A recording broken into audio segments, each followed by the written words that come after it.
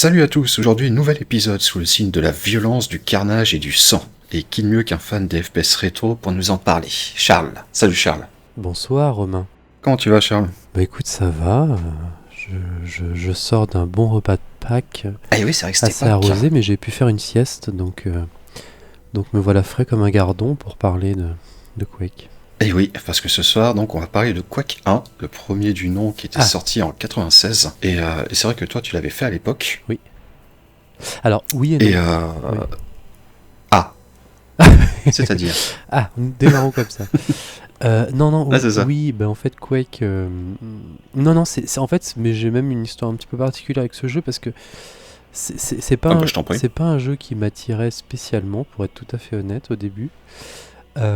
Et en plus, c'est un jeu que je n'ai pas fait sur PC. J'ai dû avoir un PC, moi, en fait, assez tard, en fait, finalement. J'ai eu 97, je crois, un truc comme ça.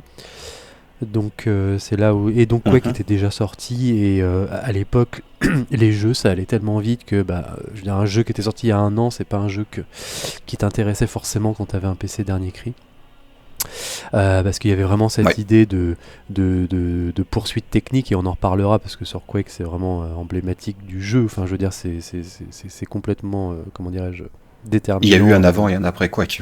Il y a eu un avant, un après Quake, et puis lui, il est vraiment, c'est vraiment un épisode clé sur justement le power PC, on va dire, dans le sens, voilà, que le PC dépassait la console, que le PC était un instrument de puissance qui était au service du jeu vidéo, ce qui n'était pas le cas avant du tout. Hein. Le jeu était vraiment résolument console, et il est arrivé vraiment sur ordinateur de manière très brutale pour les entre guillemets hardcore gamers, bien qu'on les appelait pas encore comme ça.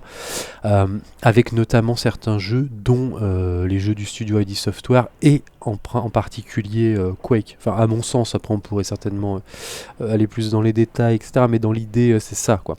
Mais on en reparlera, je pense, du moteur et tout ça, parce que c'est absolument déterminant. Le jeu, il doit autant à ses qualités qu'à son moteur dans l'absolu. L'un va avec l'autre. Parce que c'est vrai que... Oui. C'est ça, parce que c'est vrai que j'ai fait une petite bêtise, j'ai dit FPS rétro, mais à l'époque, on parlait pas de FPS, on était sur les Doom-like. Exactement, oui. Et puis même lui a été l'instigateur du nom Quake-like, qui s'est après répandu aussi. Oui. Mais moi je disais toujours Doom-like parce que justement j'avais pas trop d'affect envers Quake, donc on utilisait Doom-like, on savait tous de quoi on parlait, mais Quake-like est quand même un terme qui après a supplanté d'une certaine façon le nom Doom-like, ou en tout cas qui était au moins aussi cité, disons, le jeu Quake que Doom, pour parler de ce type de jeu FPS en vue à la première personne, de shooter à la première personne, quoi.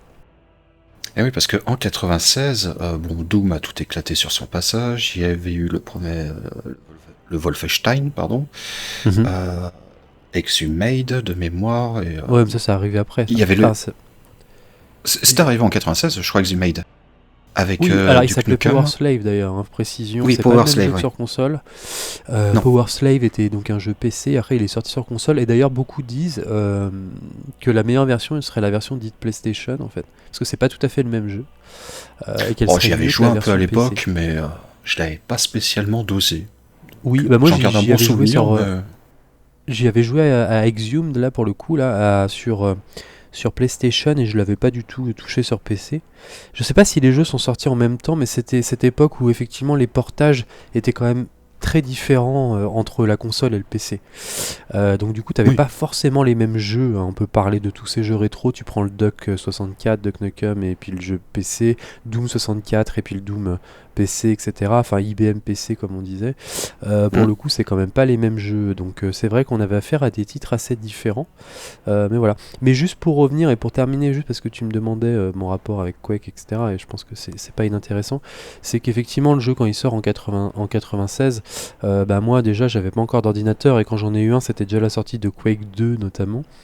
Et donc ça m'intéressait plus que le premier du nom. Mais cela dit, le premier je l'avais quand même fait, mais là, sacrilège, non pas sur PC mais sur Nintendo 64. Cela dit, ça se prêtait plutôt bien parce que tu avais un stick analogique en plein milieu. Il y avait le stick, ouais.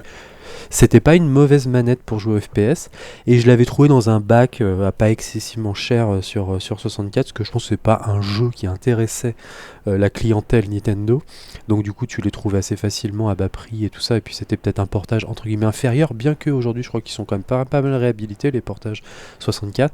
Et du coup, je l'avais fait donc sur Nintendo 64 ce jeu, et pas sur PC. J'y ai rejoué après, évidemment bien plus tard, enfin plus tard sur PC, mais à l'époque non, je l'ai connu via la console surtout avant tout. D'accord. Non, c'est vrai que sur la N64 avait eu droit à pas mal de portages de Doom-like et de bons FPS. C'est vrai que moi, le PC, je l'ai eu en 2002, je crois, mon premier PC, 2001-2002. Donc c'est vrai que Quake, je suis complètement passé à travers à cette époque.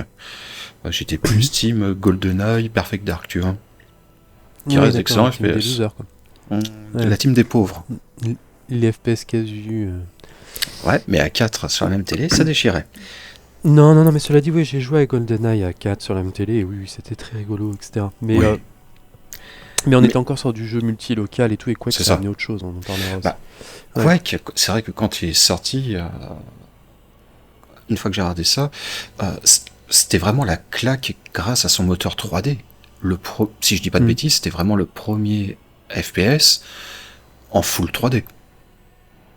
3D en temps réel, 3D en temps effectivement, réel, ouais. complètement. Ouais.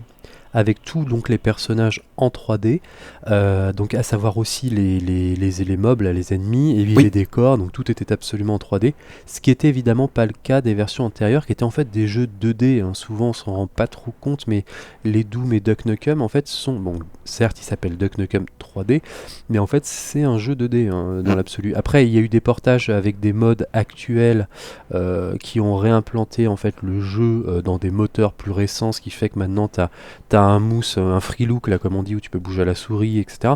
Mais concrètement, c'était vraiment des jeux en 2D, on appelle ça même 2,5D, hein, c'est pas tout à fait juste, ouais. mais globalement c'est comme ça qu'on les appelle. Et en fait, c'était globalement les textures qu'on étirait, quoi. Donc quand on avançait la texture, on l'étirait pour faire un zoom, et puis quand on reculait, elle reculait. C'était assez incroyable en fait pour l'époque. Et ça, c'est Doom qui a globalement, je sais pas si c'est le premier, mais en tout cas c'est vraiment lui, mais me semble-t-il que si, qui a vraiment initié ça, quoi. Donc là, on touche à un truc hyper important, c'est que ID Software, non, id plutôt, hein, ça se prononce id et pas ID justement. id Software, c'était vraiment le studio qui, à la sortie de Quake déjà, était vraiment regardé par tout le monde parce que c'était un studio quelque part avant-gardiste, ou en tout cas c'était un studio vraiment qui était à la pointe de la technologie, et pas forcément à la pointe de la technologie dans le sens où c'était que les jeux les plus beaux et simplement, non, c'est qu'ils étaient novateurs dans les technologies et novateurs dans le rendu des jeux, etc. Donc c'était vraiment un groupe de gens qui faisaient avancer vraiment ce qu'allait être le jeu vidéo dans sa globalité, et Quake Ah c'est oui. vraiment un point hyper important. Ah oui, oui, complètement. Mais c'est vrai que je regardais un long play là, du jeu récemment, et c'est vrai que pour l'époque, c'était quand même vraiment impressionnant. Je suis pas allé voir les configs demandés pour l'époque, n'ayant pas eu de PC à ce moment-là. C'était vraiment gourmand ou Ouais. pas? Tout le monde pouvait y jouer simplement ou... Bah non, parce qu'en fait, justement, alors, il y avait déjà des applications 3D hyper demandeuses et très jolies, etc. Enfin, 3D. Oui, si, c'était déjà de la 3D en temps réel sur d'autres titres, ou alors sur des applis, etc. Mais concrètement, là où ils faisaient très très fort, et ça c'était un des points d'orgue de Carmack, qui était donc comment dirais-je, le programmeur du moteur, hein, vraiment, qui était le mec principal avec John Un génie, Romero, mais on des reviendra génies. encore une fois dessus. Ouais, les deux à leur manière, en fait, on en reparlera. Mais du coup, ce qui est intéressant, c'est qu'en fait, ils faisaient en sorte vraiment de faire des jeux, certes demandeurs, hein, fallait pas avoir une config au rabais, mais qui étaient accessibles à un grand public. Et c'est ça aussi qui fait que les jeux étaient pas juste réservés à une élite, etc., mais vraiment à des gens qui avaient un PC à peu près performant, disons, pouvaient se permettre de lancer le titre. Et pour répondre à ta question, il fallait un PC, un Pentium 75 MHz. Donc tu n'avais même pas besoin de carte D'accord. accélératrice 3D. Après, ça a permis évidemment d'améliorer les textures, etc. Et puis d'améliorer la résolution, bien évidemment. Mais avec un Pentium 75 MHz, du coup, tu pouvais faire tourner le jeu sans carte Ah, accélératrice d'accord. 3D. Ok. Donc ce qui était plutôt une prouesse graphique, enfin une prouesse technique, Oui, oui, disons oui. plutôt, ouais, de Ah oui, programmation. oui, complètement. Par curiosité, j'ai regardé les chiffres de vente. Alors, il n'y a pas de chiffre exact, mais a priori, on tablerait sur 1,1 million, 1,8 million d'exemplaires vendus. Pour Ouais, l'époque, oui, c'est possible. Ça, je sais c'est un pas sacré trop. carton. Ouais. Ouais, alors en plus ça a relativisé dans le sens où c'est beaucoup, mais au-delà de ça, on en parlait en off là, mais concrètement le jeu c'était, parce que ça aussi il faudrait peut-être l'aborder, mais en fait id Software, s'ils ont autant marqué le jeu sur ordinateur et le jeu vidéo de manière générale, c'est à cause de ce qu'on vient déjà de dire et qu'on développera peut-être un peu plus tard, mais aussi dans leur manière de distribuer les jeux, quoi. Et ils avaient à peu près tout compris parce qu'ils avaient quand même une mentalité, enfin tout compris je sais pas, mais en tout cas ils avaient une mentalité un peu révolutionnaire, un peu punk, dans le sens où déjà sur Doom, si on se rappelle bien, le jeu, ils avaient lancé via l'appui de personnes qui le connaissaient du milieu.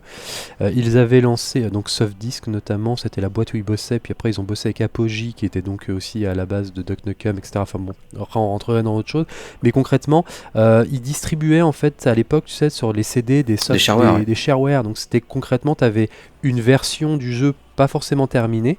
Quand je dis pas terminé, c'est pas que c'était pas le jeu final, mais c'est que c'était que tu avais genre les 2-3 premiers niveaux, et après tu pouvais acheter le reste, hein, en envoyant, en payant sur internet déjà, hein, parce qu'internet était déjà là, et tu pouvais accéder au reste du jeu.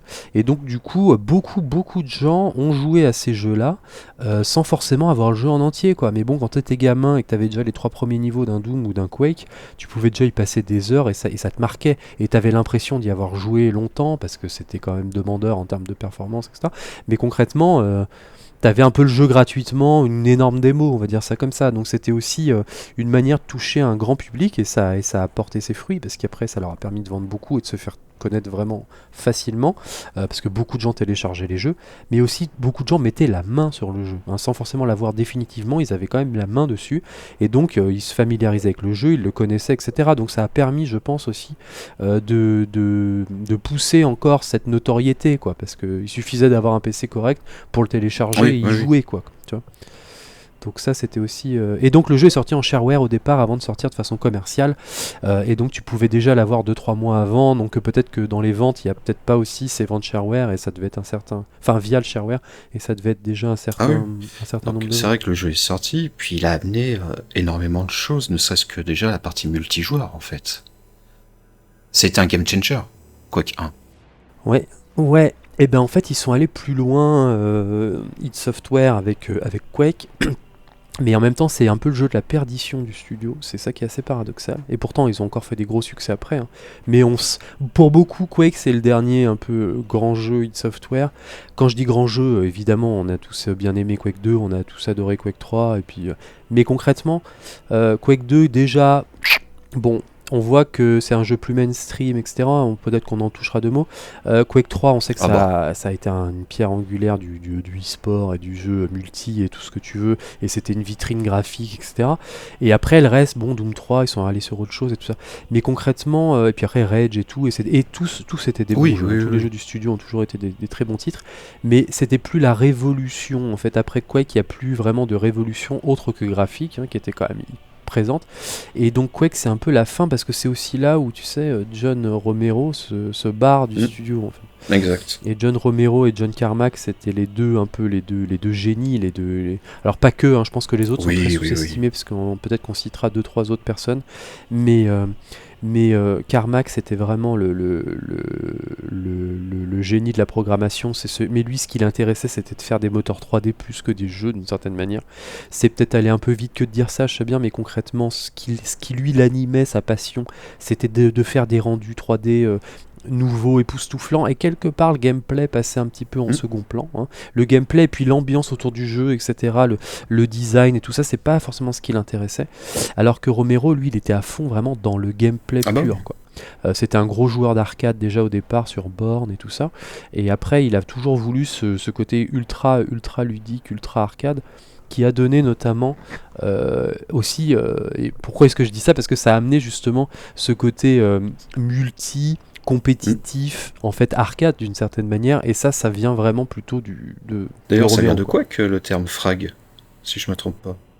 Je crois que déjà, je dis peut-être une bêtise, hein, je suis pas expert sur tous les. Mais concrètement, dans Doom, il me semble que déjà, hein, tu sais, t'avais déjà un multi qui chez nous a pas forcément été hyper joué parce que c'était difficile d'avoir des PC en réseau, etc. Enfin, c'était pas évident et puis c'était un petit peu plus confidentiel le PC à l'époque.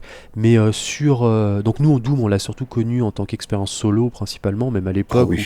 pour les gens qui avaient des ordinateurs et même par la suite. Mais en fait, Doom aux États-Unis, ça je l'ignorais jusqu'à peu, mais concrètement de ce que j'ai entendu, hein, parce qu'il y a deux trois bouquins hyper intéressants, on les citera peut-être, mais euh, ce que j'ai entendu, c'est qu'en fait, il a vraiment eu ce succès en partie, enfin, en grande partie, c'était le multi déjà, quoi. Hein, Oui. l'expérience de l'arène et tout ça sur Doom, hein, qui existait déjà, hein, Ah qui oui, existait avant complètement. Quake. Mais effectivement, Quake après l'a encore plus amené encore plus loin, hein, parce que le multi de Doom s'est globalement arrêté, parce que c'était quand même assez médiocre à plusieurs. À l'époque, c'était génial et Ah bah révolutionnaire, mais pour après, l'époque, bon. oui. Mais Quake l'a amené à un niveau supérieur parce que tu avais une fluidité de mouvement, c'était de la vraie 3D, tu pouvais jumper, etc. Donc ça, tu avais des exigences et une profondeur de gameplay qui était quand même largement supérieure à ce que pouvait proposer Doom. Donc du coup, voilà. Mais pour en venir à ce que tu disais, le mot frag, en tout cas, il vient d'eux, hein, il vient de id Software, mais je me demande s'il n'était pas déjà là avec Doom. Je m'avance, je suis pas sûr. Il me semble, oui, effectivement, je dis peut-être une bêtise. Après, c'est vrai que là que tu viens de mentionner les moves, Quake, enfin, il y a eu la naissance du Rocket Jump, mais qui n'était Mm. absolument pas prévu par les développeurs. Mhm. Et Ouais, ouais, ouais. ça a amené, mais enfin, c'était mythique. Et Quake Ouais. 3 Arena va sublimer tout ça puissance 10, quoi. Ouais, mais déjà même avant Quake 3 Arena, hein, t'avais quand même Quake en multi, c'était quelque chose. Et c'est surtout Quake 2 en fait, hein, parce que quand ils ont vu l'emprise du multi de Quake 2, mais bon là on passe déjà à Quake 2, il y a encore plein de trucs à Oui, dire sur Quake 1, mais sur Quake 2, quand ils ont vu l'emprise, que globalement après le jeu solo, bon la campagne était sympathique, mais elle était un petit peu fadasse d'une certaine c'est manière, ça. quand bien même c'était révolutionnaire graphiquement aussi, c'était Oui, super bien beau, sûr. c'était super fun, et ça avait plus de cohérence artistique, et on y reviendra parce que c'est ce qui fait vraiment le charme absolu de Quake premier du nom. Mais concrètement, quand ils ont vu ça et l'emprise que ça avait et que tout le monde finalement finissait par y jouer, c'était un peu comme Call of Duty chez nous, enfin de partout d'ailleurs, après coup, hein, où plus personne quasiment l'achetait pour son solo, mais plus pour jouer en multi. Quake 2, je dis pas que c'était le cas, hein, les gens l'achetaient avant tout pour le solo dans un premier temps, mais le multi a fait que les jeux se vendaient aussi énormément à cause du multi, et la communauté multijoueur de Quake 2 était telle que quand il a été question de sortir un Quake 3, encore une fois dans cette logique de pas s'emmerder, je rappelle que John Romero n'était donc plus aux manettes, et que c'était vraiment Carmack le programmeur pardon, qui était lui la tête vraiment pensante, etc. Et qui voulait plus faire chier d'une Oui. certaine manière. Hein. Ça allait un peu vite que de dire ça, mais concrètement c'est ça. Avec l'idée de créer des campagnes, des machins, de créer des univers, ils ont décidé bon, écoutez, on va faire un gros titre multijoueur, comme ça, on va vraiment 100% dans le C'est ça. gameplay, quoi. Donc du coup c'était voilà. Et pour finir, une dernière chose qu'on doit à Quake, c'est le speedrunning. Ça a été l'un des premiers jeux à être terminé le plus vite possible, avec des enregistrements vidéo, vu qu'il y avait déjà Internet. Et alors je sais pas si tu connais Quake Done Quick, c'est eux qui ont posé les bases du speedrun moderne en fait. Et ça, c'est grâce à Quake. Et si le speedrun en est là aujourd'hui, merci Quake. Ouais. Bah oui, mais ça montre bien que le jeu était pensé pour, alors pas tous les niveaux, mais en tout cas beaucoup, Non, pas pour tous les vraiment niveaux. ce côté fluidité Hmm. et vraiment l'idée d'aller directement dans l'action sans trop s'ennuyer avec ce qu'il y a autour.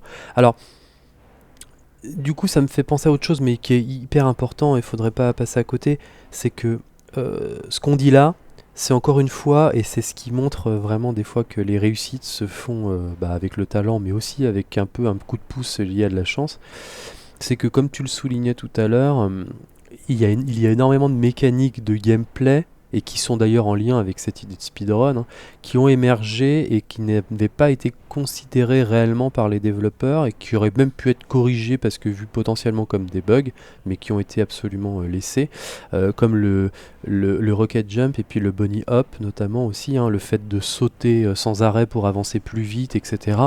Avec avec aussi les jump circles et tout ça, c'est-à-dire le fait de sauter en faisant un cercle qui pouvait globalement t'amener un peu plus loin que voilà. Donc c'est des espèces de comment dirais-je de manières un petit peu de d'exploiter un peu hein, entre guillemets les failles du Le jeu, moteur du jeu. mais d'une manière pas non plus exagérée, qui fait que voilà c'est complètement abusé. Donc, mais ça a amené une fluidité dans le gameplay, une réactivité Un tout ça. spectacle aussi. Et donc ouais, et donc tout ça, ça a participé énormément à la réputation du jeu et à sa qualité de gameplay. Et effectivement, un peu comme d'ailleurs dans Street, il y a des mécaniques de combo, on le sait, elles avaient été pas pensées par Capcom, et puis finalement les joueurs les ont trouvées, et ça leur a permis comme ça de se perfectionner, et ça a permis aussi de mettre une échelle au niveau des joueurs, c'est-à-dire ceux qui maîtrisaient le jeu et ceux qui ne le maîtrisent pas. Et on le voit encore aujourd'hui, et je pense que c'est d'ailleurs même ce qui a tué le jeu, c'est que certains, ceux qui maîtrisaient vraiment le jeu et qui jouaient depuis 10, 20, 30 ans maintenant, ont tellement un niveau et des réflexes de jeu que finalement tu te fais complètement exploser si tu es un peu néophyte. C'est ça. Tellement ils maîtrisent les mouvements. Mais pourquoi est-ce que je voulais juste dire ça ? Parce que avant même d'arriver sur les autres titres Quake, etc.,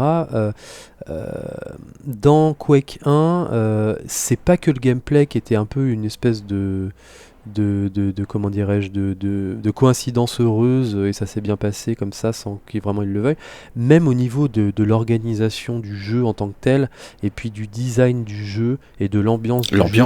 En fait, Quake, c'est un jeu complètement bâtard en fait à la base. C'est un jeu qui normalement, sans la chance propre au studio, aurait été un peu un flop, un truc mal branlé qui se serait écroulé, qu'on aurait critiqué comme étant une espèce de mélange de plein de trucs mal torchés, mal finis, sans trop de cohérence.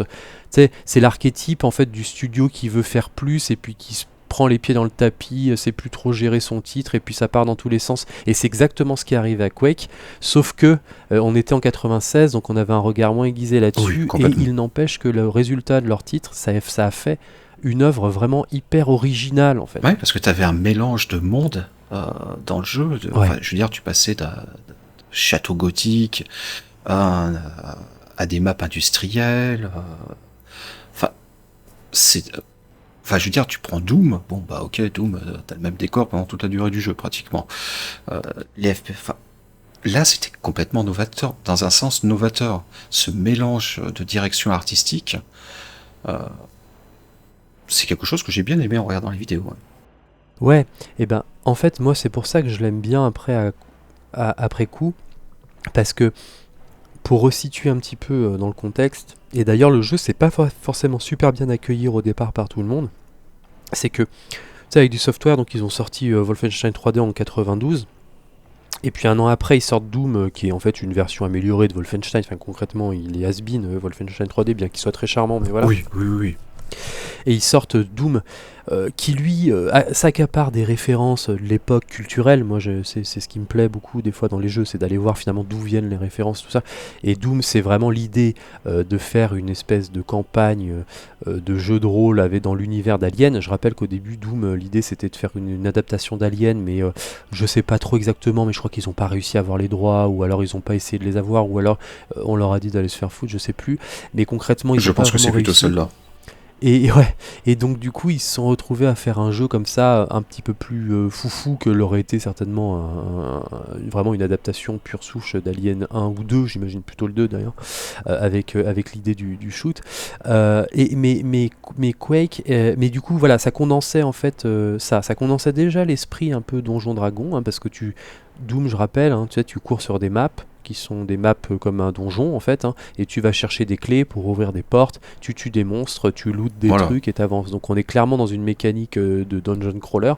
Et dans Quake, concrètement, ils se sont dit bon, on va faire ça, mais en 3D, et ils ont eu un espèce de, non pas de désaccord, mais au début ils savaient pas trop où aller, parce qu'ils se sont dit bon, est-ce qu'on fait un espèce de Doom 2 ? Bon, ils avaient déjà sorti Doom 2 qui était une sorte d'extension plus qu'un nouveau jeu, mais ils se sont dit est-ce qu'on reste là-dedans ? Ils avaient peur de s'enfermer là-dedans, parce qu'à chaque fois ils voulaient renouveler complètement l'atmosphère du jeu. Je rappelle que Wolfenstein, on était dans une ambiance militaire nazie, vraiment pulp, dans le sens espèce de film un peu de série Z italienne, de mecs avec des muscles et et qui retourne gagner la Seconde Guerre mondiale. En plus, c'est un juif, etc. Donc il y avait cette idée un peu de, de jeu qui reprend, qui refait l'histoire, quoi. Hein. Tu retues Hitler et tout. On est déjà dans Tarantino avant l'heure, d'une certaine Oui, manière. c'est ça, complètement. Et, Ouais. et dans Doom, c'est déjà un peu plus sérieux, bien que ça reste folklorique, parce que les démons, il y en a des roses, des machins, donc c'est beaucoup plus coloré aussi. Enfin, en tout cas, c'est assez coloré pour un jeu. On n'est pas dans le truc hyper sombre. Et Quake, il amène déjà, et c'est ça qui moi m'avait rebuté à l'époque, il amenait déjà comment dire, une palette de couleurs qui était quand même vachement plus terne. C'était entre Ah le oui. marronasse, le rouillé, le gris et du coup, tous Ah, les elles sont niveaux ternes, avaient les un peu... couleurs. Ouais, voilà, mais quand bien même t'étais dans des ambiances différentes au niveau des temporalités, futuristes, médiévales, etc., on va y revenir, d'ailleurs c'est hyper intéressant, mais avant même ça, t'avais déjà un peu cette esthétique-là, très grisâtre, et c'était moins enchanteur. Je rappelle qu'en 96 sort Duck Nukem, où là, certes, techniquement c'est plus faiblard, mais t'as quand même des skins de perso plus détaillés, cartoonesques d'une certaine manière, hein, parce que bon, quoique c'est les balbutiements de la 3D, donc les modèles 3D étaient quand même relativement dégueulasses. Et Oui. puis donc Doom, t'avais quand même un côté un petit peu plus sympathique, un peu plus comics, et puis t'avais aussi un univers hyper série B américaine, Schwarzenegger, Dolph Lundgren, et puis voilà quoi, enfin au niveau du personnage, et puis des monstres, le facochère et tout ça, enfin c'était les extraterrestres et tout ça, c'était un peu carpenterien aussi, enfin bon, Invasion Los Angeles, tout ça, il y avait un peu toutes Mm. ces références là, et donc c'était plus chatoyant et c'était plus attrayant que le côté hyper glauque et dépressif de Quake. En tout cas pour un jeune joueur, Ah bah voilà. oui. Et donc du coup, c'est ça qui était un petit peu, qui pouvait un peu refroidir. Mais tout ça pour dire quoi? Pour dire que, bah effectivement, moi c'est ce qui m'avait laissé un petit peu de côté. Mais c'est aussi, après coup, ce qui a fait vraiment le sel du jeu, et c'est ce qui a fait vraiment l'identité du jeu, c'est que cette espèce de gros foutoir, parce que le jeu, comme tu l'as dit, hein, c'est un foutoir, c'est-à-dire que tu vas avoir des niveaux médiévaux, des niveaux futuristes, et tout ça va être mélangé Ouais. avec un hub qui te permet d'aller un peu dans différents mondes. Mais du coup, c'était pas forcément pensé au départ, c'est-à-dire qu'ils voulaient faire une adaptation d'un jeu de rôle, hein, je rappelle. Ils voulaient faire une sorte d'adaptation un peu de Donjons et Dragons, d'une campagne de Donjons et Dragons médiévale, si tu veux, hein, donc vraiment dans un univers médiéval, ce qui arrivera après, ou même un peu avant, je me rappelle plus trop, mais avec Exen, etc., avec leurs voisins potes, la Raven Software notamment. Mais concrètement, ils voulaient faire ces campagnes-là, et en fait, ils n'ont pas réussi à se mettre tous d'accord, et vu que la création du moteur notamment, elle mettait des plombes, et ben chacun faisait un peu des trucs dans son coin, et il tirait le jeu là où il voulait l'amener, et ce qui fait que tu as des maps avec vraiment des gameplays très différents, et des gameplays hyper vivaces comme tu le disais, avec un feeling super rapide en mode speedrun, et ça c'était vraiment la patte Romero, et t'en avais d'autres qui amenaient déjà ce qu'on va connaître par la suite, peut-être avec Half-Life ou des jeux un peu comme BioShock, donc avec des jeux beaucoup plus scriptés et beaucoup plus d'ambiance. Donc ça c'est la patte d'autres développeurs, notamment t'as American McGee là, qui est très connu, qui est un autre développeur de ID Software. Et du coup, au lieu de se dire bon, on abandonne tout ce qu'on a fait, on repart sur un autre truc, ils ont dit bon allez, on s'en fout, et ils ont mis tous les niveaux ensemble et ils ont fait un espèce de jeu comme ça qui un peu ressemble à rien d'une certaine manière, mais qui a une atmosphère un petit peu comme ça de cauchemar éveillé, un petit peu Oui, planante, et qui est énormément aidé, on en touchera deux mots peut-être après, mais par la musique, hein, de Nine Inch Nails, de Trent Reznor. c'est ça. Et donc du coup ça crée une œuvre un peu cauchemardesque, un peu enfin, avec des formes très étranges, avec une espèce d'ambiance, parce que c'est une musique très atmosphérique, très d'ambiance, c'est de l'ambiance en fait, c'est pas vraiment de la musique à proprement, enfin c'est une musique vraiment d'ambiance, Non, enfin, c'est du bruitage métallique, t'entends c'est de l'indus. Ouais. les mobs au loin. Euh, voilà, t'as une véritable ambiance industrielle qui se dégage par le sound design. Mais c'est vrai Ouais. que pour revenir juste au genre lui-même, il n'y a rien de cohérent en fait entre les niveaux. Ouais, carrément. Bah ouais, oui, d'un niveau à Et l'autre, c'est ça c'est qui pas crée un cohérent. malaise. Ouais. Oui, mais c'est C'est ça. ça, c'est... Ouais, mais tu vois, on parlait de hasard tout à l'heure avec le gameplay qui fait que, ah bah tiens, il y a du bunny hop, et en fait c'est génial et ça révolutionne le gameplay multi parce que ça t'amène une dimension de gameplay complémentaire à peaufiner, à connaître pour être meilleur que les autres et tout. Il t'amène le rocket jump, le circle jump et tout ça là, etc. Donc il t'amène Hmm. tout ça au niveau du gameplay et c'est des petites anomalies qui font vraiment l'identité du jeu presque à leur corps défendant aux développeurs, quoi, qui voulaient pas forcément, qui n'avaient pas misé là-dessus, et quelque part aussi, hein, ce qui aurait dû être un four artistique, etc. Eh ben ça prend parce que du coup, quand Ouais. même, tous ces univers collés à la suite des autres, eh ben ça permet d'avoir quand même une espèce d'identité abstraite, un peu, comment dirais-je, ouais, abstraite, quoi, un peu Hmm. évanescente, là, une espèce de monde comme ça que tu ne sais plus situer parce que quelque part il se situe nulle part, et tu as l'impression d'être dans un espèce de cauchemar, et puis c'est porté par cette ambiance atmosphérique et indus de Reznor dépressive, là, qui rajoute encore et qui permet un petit peu, à mon avis, sans la musique, déjà le jeu, à mon avis, il marcherait moins bien d'une certaine manière, parce que la musique, elle vient envelopper tout ça et faire Le corps, sound quoi. En fait, design, tout oui, oui, prend. oui. Tout, ouais, et grâce au sound design, à la musique et au design, et bah, les différents mondes qui sont pas tout à fait cohérents les uns avec les autres, même au niveau du gameplay, et ben quelque part ça a fini par tout colmater, quoi. Ça prend une C'est ça, tout identité. s'emboîte parfaitement. Ouais, ouais, ouais. Bon, ça en a quand même dérouté plus d'un à l'époque, hein. Il y en a beaucoup qui ont dit que Oui, oui, c'était je suis d'accord. compliqué. Ouais. Mais bon, après coup, aujourd'hui, tout le monde dit bon, non, mais en fait, ça a été une réussite. Mais c'est vrai qu'on est... Il n'y a pas d'équivalent en fait avant Quake, donc forcément les joueurs qui ont pu poser leurs mains dessus à ce moment-là, effectivement je pense que bon nombre ont dû se dire, bah merde quoi, c'est quoi ce jeu? Ouais, ouais, c'est sûr, c'est sûr. Mais, mais voilà, mais je me rappelle, il était vraiment considéré d'ailleurs. C'était vraiment cette idée de moteur graphique aussi. Donc le jeu, il a eu plein de faire-valoir, quoi. Il y avait ce dont on Hmm. a parlé, là, cet univers un peu brinque-ballant, mais ça, je pense que c'est quelque chose qui aujourd'hui ressort, mais à l'époque, pas vraiment. Et en fait, quelque part, les gens s'en branlaient un peu, dans le sens où à l'époque, je me souviens, mais même nous, après, c'est peut-être parce que j'étais jeune, mais l'avancée était tellement importante au niveau graphique que quelque part, l'identité d'un jeu, la cohérence, etc., personne s'arrêtait vraiment dessus. Je veux dire, si le gameplay était fun, si le jeu était beau graphiquement et qu'il mettait à genoux ton ordi, ou qu'en tout cas c'était du graphisme que tu n'avais jamais vu, et ben ça suffisait pour beaucoup à dire waouh, regarde ce truc là, quoi, hein. Il y avait pas Oui, forcément cette dimension de dire on va faire quelque chose de super cohérent, de léché. Il n'y avait pas des critiques aussi aiguisées qu'on a pu les connaître par la suite, qui étaient là à dire bon, alors là on va mettre un bémol sur cet aspect, sur cet aspect. Le jeu, tu te le prenais un peu comme une roquette dans la gueule d'une certaine manière, et puis et tu cherchais pas vraiment plus loin, quoi. Mais non, d'ailleurs, la roquette, ça c'était aussi c'était énorme, quoi. Puis en plus, justement, en parlant de la roquette, t'avais aussi les effets d'explosion 3D qui sont aujourd'hui assez moches, mais qui à l'époque, t'avais quand même de la lumière dynamique. Tu tirais une roquette Hmm. dans une pièce, ça éclairait la pièce. C'était un truc de malade. Enfin, aujourd'hui, on s'en rend pas compte, mais ta t'avais lumière vraiment cet suivait aspect.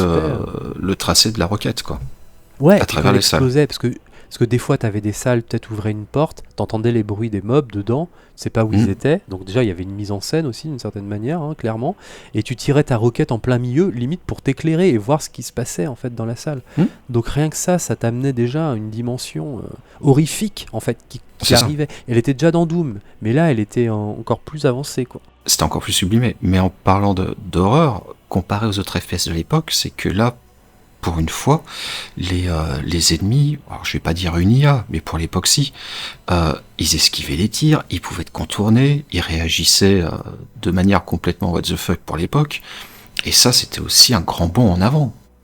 Parce que jusqu'à maintenant, t'as les ennemis dans Doom, Wolfenstein et autres, ah, ils étaient quand même très cons. Ouais, Là, bah il te pour courait une fois, dessus et ouais. bah voilà, c'était des sacs à viande quoi. Ouais, Alors, enfin là il te courait quand même pas mal dessus aussi, il ils y te avait pas couraient non pas mal plus un dessus, grand mais ils pouvaient esquiver, ils pouvaient, voilà, ça amenait un stress ouais. supplémentaire pour l'époque. Ouais, ouais, ouais, oui, oui, certainement. Mais c'est vrai que ce rapport à l'IA des ennemis, ça, je me souviens plus trop s'il y avait eu vraiment une grosse avance, mais certainement, oui. C'est vraiment dans les vidéos que que je me suis refait que je m'en suis aperçu. Ouais, Ouais, ouais, ouais. ouais, ouais, clairement. Mais en tout cas, voilà. Mais en tout cas, tu vois, on a cité plein de choses là qui ont fait, comment dirais-je, qui ont été les fondements de l'identité du jeu. Et ce que je trouve formidable, en fait, après coup, et ce qui fait qu'aujourd'hui le jeu me plaît encore beaucoup, et se rejoue encore très bien. D'ailleurs, il y a un mode RTX où tu as les lumières RTX, les lumières, comment on appelle ça là? Ah oui, putain merde, j'ai plus le j'ai plus le truc en tête. C'est pas. Non, je sais plus. Enfin, bon, bref, on a des Ah effets de si, le lumière ray qui sont tracing. vraiment. Le ray tracing, ouais, voilà. Mais tout le monde Là, s'en bat les ils ont couilles. refait les jeux, le 1 et le 2, en ray tracing. Ouais, tout le monde s'en bat les couilles, mais n'empêche que le jeu, là, aujourd'hui, avec des textures lissées en 4K, avec le ray tracing, en fait, il est encore super jouable et assez beau, en fait.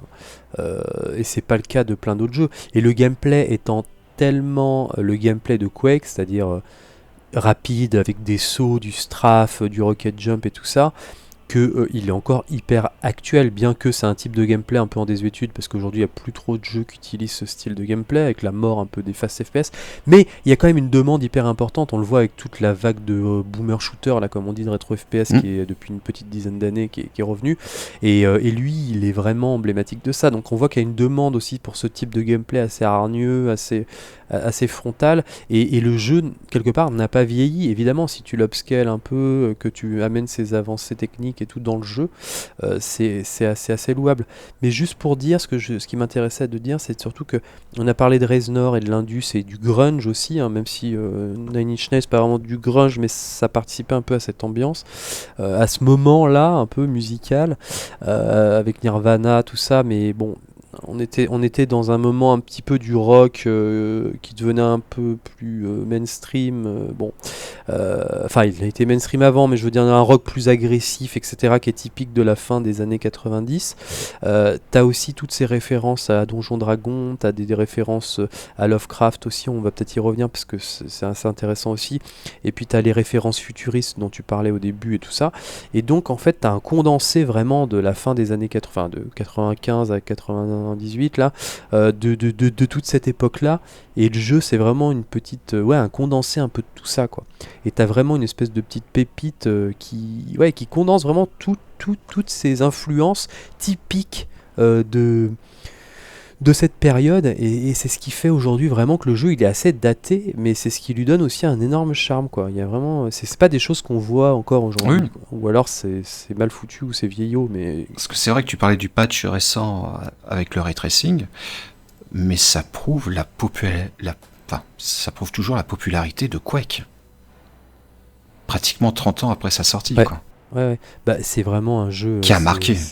Certes, il y a eu Doom avant, Oui. mais le gameplay des FPS modernes et donc même des rétro FPS d'aujourd'hui, c'est vraiment avant tout basé sur Quake. C'est lui qui a inventé la grammaire de gameplay, on va dire, du first-person shooter. Et Dieu sait à quel point ce genre-là est devenu le genre majeur au tournant fin 2000, des années 2000, quoi, où tous les gros titres étaient globalement des FPS jusqu'à en vomir d'ailleurs d'une certaine manière. Oui. Et ça, c'est arrivé vraiment. Je pense même d'ailleurs, pour aller un peu plus loin, qu'il y avait vraiment cette idée que sur console c'était dur d'avoir des FPS parce que le gameplay s'y prêtait moins que souris clavier et tout ça, et que c'était souvent des portages pourris parce qu'en plus, comme on l'a dit, il fallait avoir des bécanes assez puissantes et tout, et qu'il y avait presque une frustration d'une bonne partie des joueurs de pas avoir accès à ces jeux PC. Moi, je sais que c'était mon cas avant que j'ai un PC. Tu regardais les pages des trucs, tu disais putain, mais ça a l'air énorme et tout. Et c'est des jeux que tu n'avais pas sur console. Et quand ces jeux sont arrivés après et ont été multiplateformes et tout, on a perdu un petit peu quelque chose.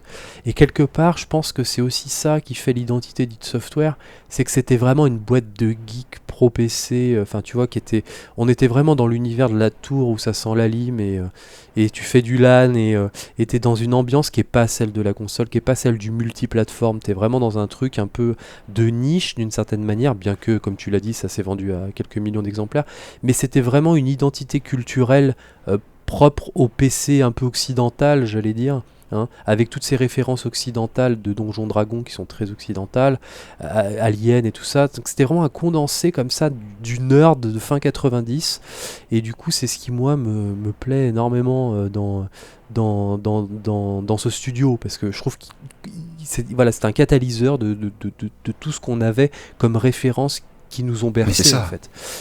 Et amenés à l'extrême avec des mecs très doués, comme on le dit maintenant, des nerds quoi, dans le sens pas forcément que geek, mais nerd dans le sens où c'était vraiment des programmeurs de génie, des codeurs, enfin c'était voilà, hein. On imagine bien les mecs avec les t-shirts Donjon Dragon et Stargate, voilà, enfin Ah, c'était c'était vraiment notre ambiance. ce profil là de loser, hein, l'archétype des losers dans le monde réel, quoi, on va dire, qui finalement faisaient leur truc dans leur coin et sont devenus un peu les maîtres du monde. Et d'ailleurs, si on va plus loin, aujourd'hui, les GAFAM et tout ça, finalement, c'est un peu la revanche de tous ces types qui ont eu mis la main mise sur le monde et qui avant étaient considérés comme des losers quoi. Mais bon, pour en revenir à ce qu'on disait, oui, moi je trouve que ID Software il condense tout ça et Quake est vraiment un catalyseur vraiment de cette période-là. Mais je trouve que c'est toujours hyper intéressant d'avoir des jeux un peu totem et Mais c'est vrai repères que comme quand ça. tu vois certaines images des bureaux de id Software de l'époque, putain, mais c'est borderline chez eux, comme c'est pas permis. C'est un bordel monstre. Les Ouais. mecs, ils restent sur leur bureau pendant des jours et des jours à dormir dessus, par terre, enfin où ils peuvent. Ah, c'est une autre ambiance, hein. Ouais. Bah, là, pour ceux que ça intéresse, il y a un bouquin qui était sorti il y a pas mal d'années d'un gros journaliste qui parle beaucoup de jeux vidéo là, américain qui s'appelle David Kushner. Là. Je crois enfin c'est même sûr, il en a sorti un sur GTA que j'aimerais bien lire parce que ça m'intéresserait de voir Hmm. tu sais, les frères Hauser, là, les mecs qui ont créé GTA et tout ça. De voir comment c'est né et tout, parce que ça démarre quand même aussi GTA. Bon, on va pas parler de GTA, mais ça démarre quand même avec des espèces de jeux comme ça qui sortent un peu de nulle part. Et aujourd'hui, c'est le studio, comment dirais-je, respecté par tous, parce qu'en même temps, ils font un fric de dingue et en même temps, ils font des jeux quand même de grande qualité et tout ça. Donc, c'est quand même toujours intéressant de voir comment de GTA, le petit jeu un peu de merde, disons-le, mais Oui, juste transgressif et pas vraiment hyper intéressant, t'arrives après à faire des trucs aussi, hein, des monstres. aussi dingues. Mais ouais, mais du coup pour donc le mec là, David Kushner là, il romance beaucoup des épopées comme ça là, et en tout cas je crois que c'est peut-être sa première, avec un livre qui s'appelait Master of Doom. Je crois qu'il est Ah réédité oui, oui, oui. chez Ferd d'édition. Il y a pas longtemps, moi j'avais une version, c'était édité chez Globe, je crois. Enfin bon, c'était un petit éditeur en français aussi, hein, parce que c'est un américain. Et il te raconte tout ça de manière romancée et c'est hyper intéressant, quoi. Je veux dire, c'est même presque documentaire sur l'époque et sur ce profil de personnage. Et il y a un autre bouquin que j'ai lu il y a pas si longtemps, enfin l'année dernière, le bouquin de John Romero qui est sorti chez Omake Book là, en France en tout cas. Et qui est pas mal. Par contre, là, il parle plus de lui et tout. Donc, et puis, c'est un point de vue personnel d'un des mecs. C'est pas un truc sur le. Mais pour revenir à ce que tu disais, ouais, c'est hyper intéressant de voir comment c'est un groupe de types qui sont juste super balèzes en fait, et puis qui ont envie de faire ce qui leur plaît, quoi. Et qui se mettent ensemble et qui se retrouvent dans une boîte qui s'appelait Soft10 là, qui faisait en fait des petits logiciels un peu à la con, vendus dans des magazines, tu sais, sur CD, là, Oui, des oui, oui. utilitaires, des trucs comme ça. Et évidemment, tu avais toujours une partie un peu gaming et tout, donc ils leur demandaient de faire des jeux. Enfin, je raccourcis, mais globalement c'est ça. Et ils leur demandaient de sortir un jeu par mois ou des trucs comme ça. Donc ils faisaient des jeux encore comme on les connaît à l'époque, typé Atari, quoi, des trucs 2D de PC, quoi. Et après, ils se sont dit, mais attends, pourquoi est-ce qu'on s'emmerde avec cette boîte? En fait, on va se barrer et puis on va sortir nos jeux, quoi. Et ils ont tout de suite voulu leur indépendance parce qu'il y avait d'autres studios qui étaient intéressés par eux.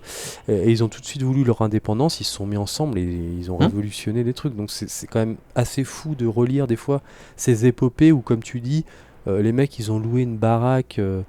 Où ils dorment tous dedans, ils se commandent des pizzas, t'as Karma qui raconte qu'il sort pas de sa chambre pendant 3 jours parce qu'il fait que coder, et puis il sort, ça y est, j'ai réussi à faire tel truc, et il leur montre, et ils sont tous ébahis, pendant que les autres ils torchent des bières, et ils essayent d'inventer des histoires qui vont être plus ou moins d'ailleurs intégrées dans le jeu, parce que bon... C'était une autre mais époque. mais C'était ouais, une c'est autre assez époque et fascinant. il y avait peu de studios comme Ouais, ouais. ça. Alors, je parle même pas des studios japonais parce que eux, laisse tomber.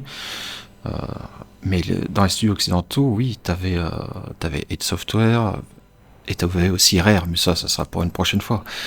Mais c'était vraiment une époque, oui, Ouais. où les mecs s'en battaient les couilles. Tant que le boulot était fait, ils le faisaient bien, mais c'était la foire. C'était la foire.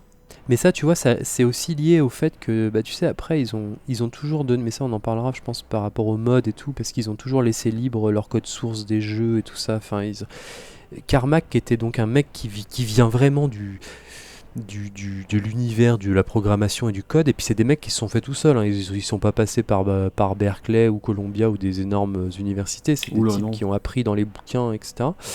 Donc c'est des self-made men vraiment à l'américaine d'une certaine façon, et du coup Carmack là donc qui est le programmateur de génie du truc, qui après est passé chez Oculus, et puis là je sais pas ce qu'il fout maintenant, mais concrètement qu'est-ce que je voulais dire? Bah, du coup, oui, je sais plus ce que je voulais dire. Ils font leur, oui, voilà. Si, ils avaient vraiment cette mentalité, tu sais, un peu comme des hackers aujourd'hui on dit, ils ont une éthique, ils laissent tout libre de droit. T'as encore des mecs comme ça qui font des super logiciels. Bah, le mec de VLC aussi, il y avait cette histoire là récemment, j'en parle parce que bah tu vois, il veut laisser libre les trucs, il aurait pu gagner des millions mais il le vend pas, il le laisse en logiciel communautaire. Tu vois, il y a vraiment une éthique comme ça de côté, je ne cherche pas avant tout à me faire le plus de pognon possible, j'ai une éthique un peu rebelle comme ça, de rebelle informatique. Et ça a toujours été à la base d'id Software, et bizarrement, quelque part, ça leur a permis de devenir méga millionnaires parce que en faisant tout ça, en ne s'associant pas à des studios, etc., en rendant leur jeu libre, en faisant des trucs shareware, parce que les mecs ils disaient mais vous êtes tarés de laisser 3 niveaux disponibles, en fait les gens ils vont peut-être pas acheter la suite et puis tout le monde va rester sur les 3 premiers et puis terminer, vous allez pas gagner de fric. Et quelque part ils ont dit bon allez vous faire foutre, nous on va le distribuer nous-mêmes en le laissant en téléchargement pour ceux qui veulent bien payer, et en fait ça leur a permis de récupérer tout le fric dans leur poche, peut-être moins que ce qu'ils auraient pu avoir en passant par une boîte de distribution, mais ils en ont gagné plus certainement, et en plus ça a donné vraiment cette identité au studio, et ça a permis aussi, et là peut-être qu'on pourra parler de ça aussi, de toute la sphère modding autour du jeu, de laisser le code source libre, et c'est ce qui a fait vivre les jeux. Le nombre de cartes de Doom qui sortent même encore maintenant, de Quake n'en parlons pas, tous les mods et tout ça qui sont sortis, c'est parce qu'ils disaient mais allez-y, le moteur quelque part il est faites-vous plaisir, nous on a sorti notre jeu et vous faites plaisir. Et ça aussi, hein, on parlait du modèle de distribution qui était antinomique avec l'idée capitaliste de garder les choses pour les faire valoriser, les faire fructifier, etc., parce que ça nous appartient et que les autres ne l'ont pas. Eux, ils ont fait ça donc sur la distrib et aussi sur le moteur. Ils disaient mais attends, mais t'es malade, t'as fait un moteur de dingue et 1 an après tu le rends disponible à tout le monde. Mais en même temps, ça a permis à tellement de monde de faire vivre le jeu, voilà. Parce que quand tu faisais des mods, t'achetais le jeu aussi quelque part. Donc du coup forcément, voilà. Et puis ça crée de l'activité autour du jeu, autour du studio, etc. Et c'est pour ça que c'est devenu vraiment un studio qui est rentré dans la culture populaire. Team Fortress. Parce que, du coup, il a touché. Ouais, oui. Voilà, Team Fortress, Quake, quoi. Voilà. Ouais. Mais combien de jeux, en fait, sont nés grâce à id Software, au-delà du fait qu'ils aient créé certains jeux, au-delà du fait qu'ils aient eu des studios amis comme Raven Software, etc., qui a sorti Heretic, Exen et tout ça, ou Wolfenstein retourne tout cas sur Wolfenstein après et tout, à l'époque du moteur de Quake 3, tout ça. Mais parce qu'il y a tellement de mecs qui sont partis de leur... Je rappelle que Half-Life, premier du nom, en grande partie, le moteur Gold Source, là, et après Source, c'est un moteur qui est hérité de Quake en fait, hein. Il y a une bonne partie du code, voire la moitié ou plus même je crois, qui vient de Quake. Et jusqu'à aujourd'hui, alors c'est un peu abusé parce que quelque part ça a été quand même un peu modifié, mais tu retrouves encore dans les Call of Duty des années 2012-13, il y a encore des lignes de code de Quake. C'est ça. Ah oui, il a dans le moteur du jeu. C'est ça qui est abusé, c'est que le moteur Quake a perduré jusque vraiment très tard. Ouais, il a été censé s'améliorer, revisiter, etc. Mais c'est la base de tous les jeux quasiment, enfin une bonne partie des jeux en 3D en temps réel, quoi. C'est passé par le biais de leur moteur, et tu retrouves des lignes de code de Quake dans tous les FPS jusqu'au milieu des années 2000, et même encore après sur certains jeux. Et même encore aujourd'hui, de jeux rétro FPS qui cartonnent, genre, je sais plus... il y a pas mal de boomer shooters là qui sortent de, comment on appelle ça, la boomer shooter rétro FPS et tout, et qui reprennent vraiment le moteur de Quake 1, hein, je dis bien l'idée Lead Tech 2, hein. C'est absolument incroyable.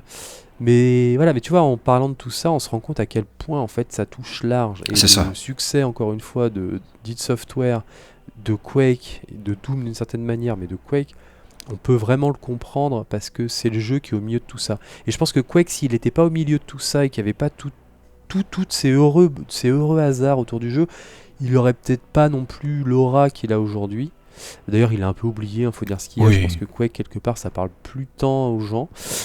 Mais s'il a été c'est qu'il a été la pierre angulaire de quelque mais c'est chose. ça. Au-delà de ses qualités intrinsèques, d'une certaine façon, qui sont quand même importantes, il a été la pierre angulaire de vraiment du jeu moderne, quoi, hein, et du power gaming PC. Là, je dis power gaming dans le sens où, tu sais, allez, ça y est, maintenant on va chercher à avoir plus de FPS, on va chercher à monter les graphismes. Voilà, les cartes graphiques, elles sortent et tout, c'était pour ce type de moteur, quoi. Donc c'est vraiment ce qui a amené aussi le jeu PC là où il était à la fin des années À une 90. révolution. Ouais, carrément, carrément. Parce qu'après Quake, c'est vrai que Donc, de très bons FPS sont nés, et, ce qui n'est plus trop le cas aujourd'hui, malheureusement. Mais bon, bah, de très bons FPS sont nés, et puis surtout qu'il a été aussi, parce qu'on disait que c'est la pierre angulaire, mais justement, elle l'a été au niveau du gameplay, ouais. et tu vois que ça a amené toute une descendance qu'on connaît, qui est la suite directe, notamment avec Quake 3, enfin Quake 2, et puis Surtout Quake 3, oui. c'est-à-dire dans le genre, bon, on enlève en fait tout ce qui fait la composante histoire, univers, etc., même lore, parce que finalement ils auraient pu développer un peu du lore autour de Quake 3, mais je mets Tout le monde du s'en lore, parce qu'il y foutait. avait des personnages un peu Finalement, tout le monde s'en foutait. emblématiques et tout ça, mais on s'en foutait, ils ont pas vraiment développé ça, ils se sont pas emmerdés à le faire. Et donc c'était vraiment la partie purement arcade et puissance, quoi, hein. Enfin j'allais dire beauté graphique, fluidité de gameplay et jeu. Voilà, ça c'est une descendance de Quake 1. Et puis tu as la deuxième descendance qui est plus en lien avec Quake 2 d'une certaine manière, et puis après avec Half-Life, et puis après avec ce qu'on a connu, BioShock et tout, qui vont être plutôt des jeux à univers, à atmosphère. Et dans Quake 1, ce qui est formidable, et c'est ce qu'on disait tout à l'heure, c'est que tu as les deux parties pris. Tu as vraiment les designs sur certaines cartes notamment. T'as des designs, parce que tu sais, ils étaient plusieurs à Oui. programmer, donc à designer pardon, les cartes, et du coup, tu as vraiment des philosophies de gameplay différentes dans le Quake 1. Et donc, tu vas avoir des cartes plutôt faites par Romero qui vont être très, comme on l'a dit, propices au speedrun, vraiment pensées, où il n'y a pas du tout de mise en scène. Alors, s'il y en a beaucoup, mais d'une certaine manière, je vais y revenir, mais tu vois tes ennemis directement. L'idée, c'est de faire des gros jumps, c'est d'aller vite les buter, peut-être d'être dans une espèce d'extase de puissance et de rapidité, etc. De fast FPS, un peu d'une certaine manière. Complètement. Et puis après, t'as ce qu'ont amené les autres, là, Sandy Peterson, là, qui était le mec qui a créé le jeu de rôle. Euh, L'appel de Cthulhu là notamment, donc hérité de Lovecraft, qu'ils avaient recruté pour Doom, et puis American McGee aussi, qui est un gros développeur assez connu, qui a fait American McGee Alice et tout sur PC après, etc., et qui eux faisaient plus des jeux, des niveaux avec justement des jeux sur la lumière, de l'ambiance. Justement, je parlais tout à l'heure, quand tu ouvres des portes c'est tout noir, etc., avec un niveau un peu plus labyrinthique, cauchemardesque et tout, qui amène une composante plus atmosphérique, ambiance d'une certaine manière, avec une volonté un peu comme ça de faire avancer le joueur dans un univers que même mettre en scène, tu vois. Donc on a vraiment deux ambiances assez différentes, deux visions de gameplay, et c'est ce qui fait vraiment un jeu bâtard, Ah quoi. oui, c'est On bâtard. a parlé de l'esthétique futuriste et médiévale, mais aussi au niveau du gameplay, c'est très bâtard, et c'est ce qui fait que tu t'y retrouves forcément, parce que tu vas changer de gameplay et de vision. Mais je dis ça parce que justement le jeu, c'est un peu le point de départ de ces deux types-là. Après on va avoir des jeux plutôt un peu à couloir, comme on les a connus, des FPS un peu à couloir, plutôt qui misent sur l'ambiance et la mise en scène, dont l'apogée va peut-être être d'ailleurs d'une certaine manière les Call of à couloir, où il n'y a que de la mise en scène. Et puis après tu vas avoir, comme on le disait, des jeux e-sport en arène et tout, et ça sera plus l'autre versant, plus Romero, qui est aussi un descendant direct de Quake. Donc on voit vraiment qu'il est à l'orée, vraiment au point de départ de deux styles de rapport au FPS, quoi. Et c'est en ça aussi vraiment qu'il est déterminant ce jeu. Oui, donc, comme on disait, pour l'histoire, donc c'est vrai que le 1, c'était quand même, enfin, on comprenait rien au jeu. Chose qui a été complètement améliorée avec l'épisode 2, Quake 2, où là, l'histoire est quand même beaucoup plus développée, comparé au 1. Oui, mais alors le 2, quelque part, il amène déjà, c'est un peu ce que je disais tout à l'heure, le fait que on arrive dans des FPS vraiment à ambiance et tout, avec une histoire, avec une mise en scène vraiment, comment dirais-je, vraiment voulu, au-delà, qui dépasse le gameplay. Et je pense que ce qui a posteriori fait que, parce qu'à l'époque on le voyait peut-être pas tout à fait comme ça, et puis je saurais pas, j'étais jeune en plus, j'avais pas vraiment ce recul, mais le Quake 2, au niveau du gameplay, il n'amène rien en fait. Enfin, je veux dire, il révolutionne rien par rapport à ce qu'avait pu faire Doom par rapport à Wolfenstein, ce qu'avait pu faire Quake par rapport à Doom. Oui, Je rappelle à l'époque quand Quake 1 est sorti, id Software il disait ah bah Quake sera à Doom ce que Doom était à Wolfenstein. Donc il y avait toujours cette idée d'amener le jeu dans d'autres sphères ailleurs. Et Quake 2, t'as raison, il amène un côté, déjà il y a une intro avec le vaisseau spatial, il y a une mise en scène, t'es un marine, t'arrives dans une base et tout. En fait, ils reprennent un peu des idées qui en plus proviennent plus de Doom, hein, d'une certaine manière, parce que je rappelle que dans Quake 1, ils voulaient s'écarter du côté futuriste de Doom pour pas faire une redite.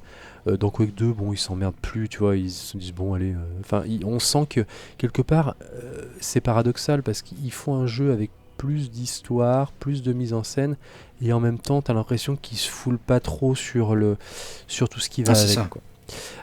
Et donc ça fait un jeu qui certes, peut-être à l'époque, parce que c'était quand même plus beau Oui, oui. graphiquement, c'est évident, en plus ça sort un an après, c'était plus beau graphiquement que Quake 1, ça amenait cette histoire, et il n'y avait pas non plus des milliards de FPS comme ça, avec une dimension un petit peu de mise en scène aussi poussée et tout, il n'y en avait même pas du tout, mais a posteriori, bon bah c'est un peu le début de ce qu'allait devenir le FPS un peu C'est ça. moderne, quoi. Et donc du coup, il n'y avait pas cette idée un peu de révolution comme on peut le voir avec le Quake 1, qui certes était un truc un peu brinque-ballant, mais une heureuse réussite. Quake 2, c'est un jeu beaucoup plus commercial et lambda d'une certaine manière. Et on voit que le départ, à mon avis, de Romero, il n'y est pas pour rien. Dans le sens où ils perdent cet esprit FPS, dans le sens hyper... que va être Quake 3 bizarrement, c'est ça qui est marrant. Quake 3 c'est typiquement Romero parce qu'on est dans le FPS arène, on s'emmerde plus avec le 2. Et je sais pas, ça je sais pas parce que j'ai pas lu de choses à ce sujet, mais est-ce qu'ils se disent bon, Quake 2 certes c'est un jeu qui marche bien, ça plaît, mais en fait l'histoire finalement ça nous fait chier, on est allé vers quelque chose qui nous intéresse pas, et du coup ils dégagent tout et ils vont directement sur Quake 3. Je sais pas si ça s'est fait comme ça, mais vu que c'est Carmack qui était Je leader, pense c'est pas qu'il y a ça, impossible. et puis c'est vrai que le Mm. multijoueur était encore plus populaire que le 1. Donc peut-être qu'ils se sont dit, putain, on tient vraiment Ouais, quelque chose en termes de multi en ligne. Finalement, les joueurs, le mode histoire, ouais. bon, bah allez, OSEF, allez, on vire le mode histoire, on fait un full multi, et voilà. Mm. Ouais, ouais. Et c'était super osé, hein, quand même. Mais oui, puis le Quake 2, c'était aussi l'apparition du ray gun. Ouais. Oui, oui, oui, il y a quand même des armes emblématiques, comme dans Doom 2, t'avais le shotgun qui est apparu, et ouais, et des armes qui vont faire, qui vont vraiment faire, qui vont faire date. Mais, euh, mais on voit que c'est un mélange de tout, parce que tu peux pas, tu vois, là tout à l'heure on disait, ouais, mais Romero c'est ça, machin, c'est ça. C'est pas tout à fait vrai, parce que tu prends Quake 1, justement, pour y revenir 2 minutes, Romero, lui, il amène une dimension mise en scène aussi à sa façon. Il y a un boss, je sais plus lequel c'est il Dans l'appelle le 1. Ctone ou Ctorn ou je sais plus, dans le 1, où tu sais, Oui, le il y boss avait déjà final, ça dans Doom d'ailleurs. non? Ça c'est celui en fait où tu lui tires même pas, t'as pas à lui tirer dessus, c'est plus de la plateforme. Il faut aller activer des trucs électriques pour l'électrifier et le faire crever. Donc il y a des espèces de plateformes autour de lui, il faut monter les escaliers et pas se faire toucher, appuyer sur des trucs C'est pour que ça le dégage. Nigurat. C'est Shub Shob Nigurat, Nigurat, ouais, je crois. exactement. C'est Shob Nigurat, qui est vraiment d'ailleurs un monstre Lovecraftien, etc. Mais pour le coup, ouais, donc il y avait vraiment cette dimension de se dire, bon bah, autant les mobs on les défonce à la roquette et tout, mais les énormes personnages, quelque part, bah c'est pas Serious Sam, quoi. C'est vraiment une idée en tout cas sur certains monstres, hein, pas tous, mais d'essayer d'aller activer des trucs pour le dégager. Donc on est déjà dans un niveau un peu avec une espèce de complexité qui fait penser même à certains jeux 2D de l'époque, hein, japonais, où les boss, fallait connaître ton pattern pour aller Hmm. activer un truc pour que ça le tue, etc. On était vraiment dans cette dimension-là, etc. Mais tu Donc sais ça pourquoi aussi, tu le c'était combats assez pas, le boss de intéressant à fin? souligner. Non, je me souviens plus. Parce qu'en fait, ils avaient pas Mais le ça, c'est temps pas de... le boss de fin, c'est le boss. Ah ouais, ils ont pas. Ça, je sais pas. Ouais, En ok, fait, d'accord. ils avaient plus le temps de créer le combat. Ils Ah étaient ouais. tellement en crush sur la fin du jeu qu'en fait, ils avaient carrément Oui, il y avait plus un de gros temps. crunch à la fin. Ah bah oui. Ouais, ouais. En plus, l'équipe était au bord de l'implosion, et puis d'ailleurs, ils se sont séparés Ah dans le bah lot à oui. ce moment-là et tout, mais ouais. Oui, ça a dû jouer, je Ouais, ouais. pense, dans Et on l'implosion, voit oui. que. Oui, ah oui, on voit en fait, ils étaient vraiment au carrefour, ils avaient tous des volontés tout à fait différentes, etc. Et c'est ça qui est intéressant. Et donc, justement, dans Quake 2, on trouve beaucoup plus ce truc scripté, avec un jeu très plaisant, hein, toujours fluide à jouer, encore aujourd'hui. Il y a le gameplay typique de Quake, assez agressif, à coups de strafe et de rocket jump, là, vraiment, où tu es avec des sauts hors normes. Et bon, bref, et du coup, on retrouve ça. Mais il y a une esthétique déjà qui se veut plus Oui. rationnelle, dans le sens où on reste plus dans le méca, le truc. Et quelque part, bon, bah, certes, c'était bien à l'époque, mais on s'ennuie un peu. Je trouve que dans Quake 1, pour le coup, on Tu s'ennuie perds en pas. délire. Ouais. C'est ça, Et, tu perds et- ce et- petit délire du 1, en fait. oui, et puis il y a plus cette folie, en fait, quelque part, qui était peut-être pas voulu au départ dans Quake 1, encore une fois, mais dans Quake 2, il y a plus cette linéarité, ce côté un petit peu. Bon, bah c'est évident que ça se passe comme ça. Alors encore une fois, en 97 sur Quake 2, on n'avait peut-être pas ce recul. Mais aujourd'hui, quelque part, Quake 2 est un jeu, en fait, faut le dire quand même, moins intéressant d'une certaine manière que Quake 1. Il apporte moins de choses, il est moins intéressant. Mais il reste très sympa à faire, hein, c'est un super jeu, une bonne campagne Parce qu'il a été solo, rétro développé en quoi? FPS, En il n'y a un pas an? de souci. Ah bah C'est il est un an sorti je crois en le développement? 97, l'autre sorti en une année, ouais, une 14. bonne année, ouais. Ouais, ouais. Ouais, il a dû sortir Je en sais, octobre 97, un truc comme ça. mais je sais pas quoi qu'un le temps de développement du jeu à l'époque. Et ben il a dû rester. En fait, Doom 3 est sorti en 93 et Quake 1 il est sorti en 96. Donc je crois que c'est le jeu où ils se sont un peu brûlés quoi. Ils devaient partir dans tous les sens. En plus c'était vraiment l'arrivée de la 3D et tout ça. Carmack il mettait beaucoup de temps à faire le moteur, ce qui est logique. En plus il bossait globalement à peu Bah près c'est seul ça. dessus. Enfin en tout cas pour la majeure partie des trucs. Donc du coup c'est aussi ce qui a impliqué cette incohérente artistique parce que tout le monde partait un peu dans tous les sens et puis le studio avait grossi, les égos certainement aussi un peu. Et en même temps ils étaient tous dépendants d'un seul homme qui était Carmack avec son moteur, donc du coup c'est ce qui a fait cette espèce d'assemblage complètement what the fuck qui signe un peu le chant du cygne justement, Ah oui, du oui. studio un peu id Software, enfin pas du studio parce qu'il existe encore mais en tout cas de l'équipe de base qu'on a connue qui nous a amené les 3 FPS les plus emblématiques du début des FPS, à savoir Wolfenstein 3D, Doom et Quake quoi. Jusqu'en C'était 99. la fin un peu de cette équipe-là. Ouais. Ah oui. De quoi 99 c'est la sortie de Quake 3? Ah oui. Ah oui. De quoi Half-Life tu veux dire, c'est ça? Non, Quake 3, Non, c'est 80... 98 ça. Attends. C'est fin 98. Quake 3 c'est 99, non? Ah Quake non, 3 c'est 98, pardon, excuse-moi, 98 je crois. 98. Pardon, pardon. Je dirais 98 et t'as Half-Life qui sort aussi Ouais. en Ah 98. non, non, je me suis planté Et c'est d'une ça année, qui est ouais. passionnant, c'est que t'as vraiment là les deux figures. Oui. Les deux figures du FPS en fait. T'as Half-Life qui va être donc la continuité de ce dont on parlait sur Quake 1 et quelque part Quake 2. Hein, c'est pas le même jeu, mais je veux dire concrètement, il va plus développer ce lore, cette atmosphère, cette idée d'immerger le joueur dans un environnement et de l'amener avec des tensions différentes et de la mise en scène. Et Quake 3 Arena qui va être le côté table rase, on est pur gameplay et Non, non, qualité c'est bien graphique, 99 Quake 3 on s'en Arena. fout du reste. Oui, 99 peut-être. Oui, en tout cas, il est sorti Ouais, il est après sorti en fin Half-Life, c'est d'année. sûr, parce que je l'ai eu après. C'est Il ça. est sorti en fin d'année, ok. Oui, peut-être une année après Half-Life, ouais, t'as raison. Bah oui. Mais ouais, donc Quake 2, aujourd'hui, on en a moins de choses à en dire. Hein. Le jeu est quand même super intéressant, mais il y a moins de choses à en dire. C'est plus convenu, quoi. Ils ont fait un mode ray tracing pour Quake Oui, 2? oui, tout à Je fait. sais pas. Ouais, carrément. Ouais, il y en a aussi, Ouais, d'accord. ouais. Bah finalement, ils l'ont fait pour tous les Quake. Je sais pas si Quake 3 t'as un truc ray tracing, je suis pas sûr. D'accord. Bah après, c'est Bon. un jeu multi. Mais c'est vrai que... Ouais. Oui, il y a moins d'intérêt, tu me diras. Mais c'est vrai que oui, du coup, Quake 2, c'était plus une suite. euh, je vais pas dire au rabais, mais ça a fait le taf, les gens ont apprécié, Ouais. mais qui n'avait pas la même ambition que le premier du nom. Oui, mais après, je leur cracherai pas dessus dans le sens où, à l'époque, c'est ce Non, qui non, était à non, bien faire. sûr. Et je pense que moi, en tant que joueur, j'étais moins désarçonné par un Quake 2 qu'un Quake 1, tu vois. Qui finalement a acquis son titre de noblesse. Alors certes, à l'époque, tout le monde en parlait pour ses qualités graphiques, mais t'avais presque l'impression, en tout cas en relisant un petit peu ce qui se disait à l'époque, que le jeu décevait un peu les gens au niveau du jeu. Parce que bon, quelque part, c'était des couleurs assez ternes dont on parlait. Il n'y avait pas d'histoire autour du jeu. T'avais un côté un peu brinque-ballant, etc. Donc il y avait une déception, mais les gens étaient tellement emballés par les avancées graphiques que finalement tout le monde disait ouais c'est un hit. Mais tu sentais que c'était un peu amer, quoi. Il y avait quelque chose qui faisait que c'était pas unanime, ouais, ou c'est un hit comme a pu l'être Half-Life d'une certaine manière, où là tout le monde disait ouais bon, à tous les niveaux c'est génial. Et donc c'est un peu a posteriori que Quake, on peut en parler vraiment comme d'une pierre angulaire, là où Quake 2 du coup a corrigé ça en voulant faire quelque chose de plus linéaire et tout, et qui c'était peut-être plus, qui séduisait plus les gens. Enfin on comprenait mieux le jeu d'une certaine manière.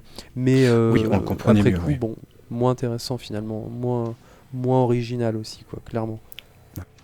Mais en tout cas, oui, ils ont fait 2 excellents jeux, quoi qu'on en dise, qui resteront vraiment dans les mémoires. Mm. Et ce qui amènera plus tard, voilà, au fameux Quake 3 Arena qui, lui, mais qui explosera tout sur son passage en termes de multijoueur. Ouais. Il y aura, enfin, ça mériterait qu'on en parle carrément dans un autre épisode, Mm. tellement il a apporté. Ouais. Mais Quake 1, Quake 2, oui. Il faudrait quand même que je Bah me après, les fasse un jour. Quake 3, c'est plutôt qu'il a mis, il a vraiment mis en lumière. En plus, je rappelle qu'Internet se développe grandement à ce Mais moment-là. En oui, 99, tout le monde commence. On commence même à avoir du haut débit, tout début 2000, même un peu avant et tout. Donc il y a aussi ça. Mais aux Hum, États-Unis, Quake 2, même Doom, hein, je rappelle, il y a déjà une notion multijoueur hyper forte. Là où vraiment, c'est qu'ils font le pari de se dire bon, on fait un jeu purement multi, alors que c'était entre guillemets un triple A de l'époque, ce qui paraissait fou. Parce que je rappelle qu'à l'époque, faire un jeu purement multi, bah, Ah bah c'était c'était pas risqué. si évident que ça en fait. C'était risqué, hein. T'avais pas un gros titre qui. Tu sais, les gens disaient, mais elle est où la campagne?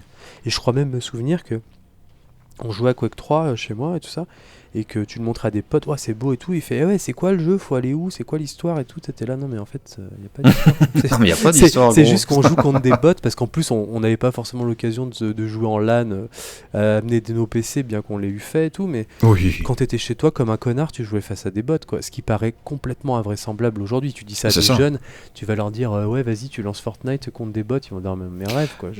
Quake 3, j'ai dû y passer plus de temps contre les bots que contre les humains. Mais bien sûr. Ah, mais largement. Et en plus, là, tu passais les niveaux, parce qu'ils avaient quand même implémenté un Oui, système de stage où t'avais. Voilà. Donc, mais voilà, on voit que c'était le rapport du gameplay, et c'est ça qui a mis vraiment comment dirais-je, c'était la finalité, quoi. En fait, grosso c'est ça. modo, tout avait été amené dès Doom, et Quake 3, c'était l'arrivée où finalement les gens ont compris que eh ben, le fait de juste de jouer, de straffer, d'essayer de s'améliorer et tout, donc la dimension un peu sportive, Oui. eh ben là, elle était clairement, c'était pas une annexe du jeu, quoi. C'était pas un jeu où globalement tu pouvais faire un peu d'e-sport avant l'heure parce que il y avait du multi. Non, non, c'est un jeu qui disait, en fait, maintenant, on est rentré dans une nouvelle ère du multijoueur, de l'e-sport, on n'avait pas encore ce terme-là, mais concrètement Non, c'est non, non. ça, et de l'idée de tu vas un peu comme Street 2 hein, en son temps, quoi. C'est que maintenant tu vas t'améliorer dans le but d'aller niquer les autres parce que tu vas améliorer ton skill en fait. Et donc il y avait cette notion de skill. Avant on parlait pas vraiment de skill, Non, quoi. on parlait Enfin, pas tu du vois. tout de skill. Et, et Quake 3, t'avais ce côté, le skill, il est arrivé, le terme, on l'utilisait.